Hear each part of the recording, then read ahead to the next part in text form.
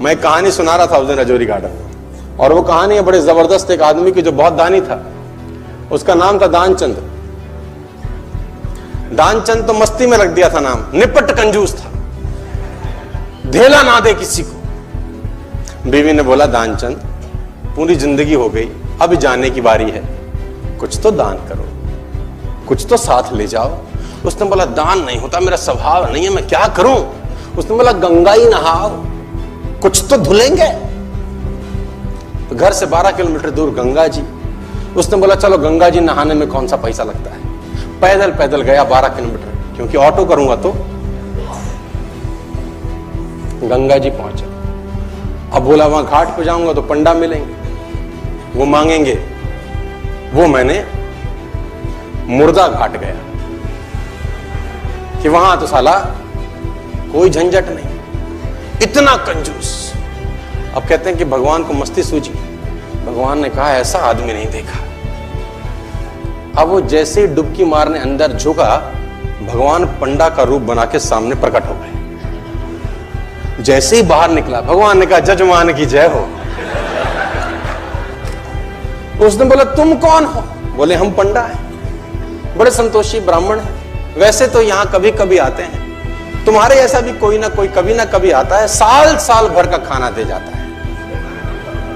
उसने बोला साल भर का हम तो नहीं दे सकते हैं। बोला महीने का दे दो। बोला हम तो एक दिन का भी नहीं दे सकते।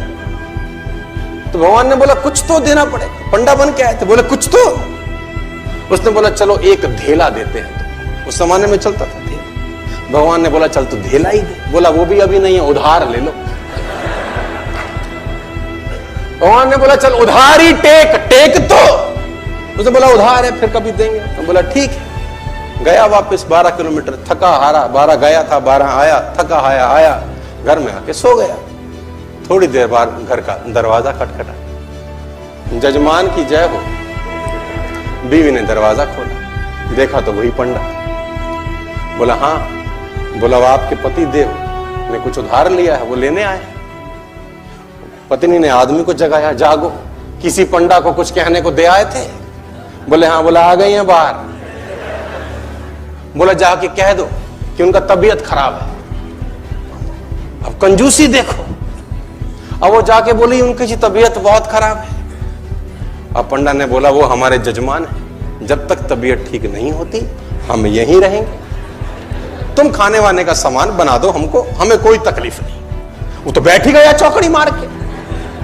अब बीवी फिर अंदर गई, बोली वो तो बैठ ही गए। उसने बोला जाके कह दो कि मर गए। अब ये आई रोती रोती, तो गुजर गए, अभी मर गए, उनका तो इंतकाल हो गया। इसने बोला जजमान गुजर गए। बोला हाँ।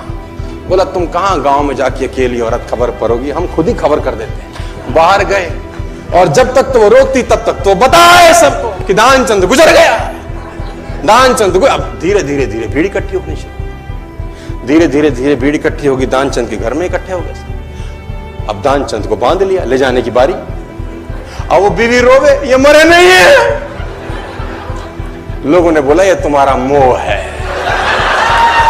ऐसा तुम्हारा मोह है, सबको होता है। और वो कम वक्त भी बंध गया, सांस रोके बैठा है। अब उसको ले जाने लगे, राम नाम सत्य है, और वो भी चल पड़ा। इतना निपट कंजूस, चिता पे रख दिया।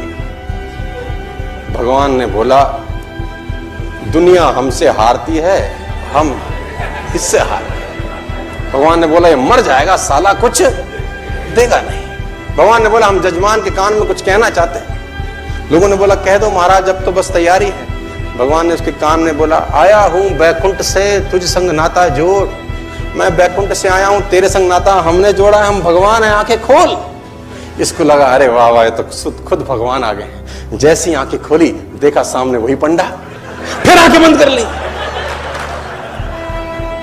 भगवान ने बोला भाई तू मांग ले, क्या मांगता है, तेरे से कुछ मांगने नहीं आए।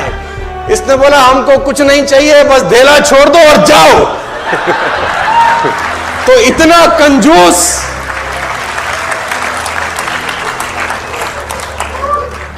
कंजूस बाप को मरती हुई हालत में देखकर बेटे ने बुलवा लिया और 2 गुना बड़ा कफन सिलवा लिया। कंजूस बाप को मरती हुई हालत में देखकर बेटे ने बुलवा लिया और 2 गुना बड़ा कफन सिलवा लिया कि बाप ने जिंदगी बड़ा दर्द सहा, ना ठीक से पहना ना ठीक से खाया, अब कम से कम मन भर के उड़ा तो सकूंगा कफन। कहते हैं कान में पड़ते ही बेटे की बात बापूजी ने खोली धीरे से आंख, बोले बेटे ठीक नहीं है तेरी मर्जी, क्यों करता है फिजूल खर्च। इस कफन के आधे कपड़े से मेरी लाश ढकना, आधा संभाल के रखना, कपड़ा है रखा रहेगा, खराब नहीं जाएगा, तू जब मरेगा तेरे काम आएगा। इतनी कंजूसी।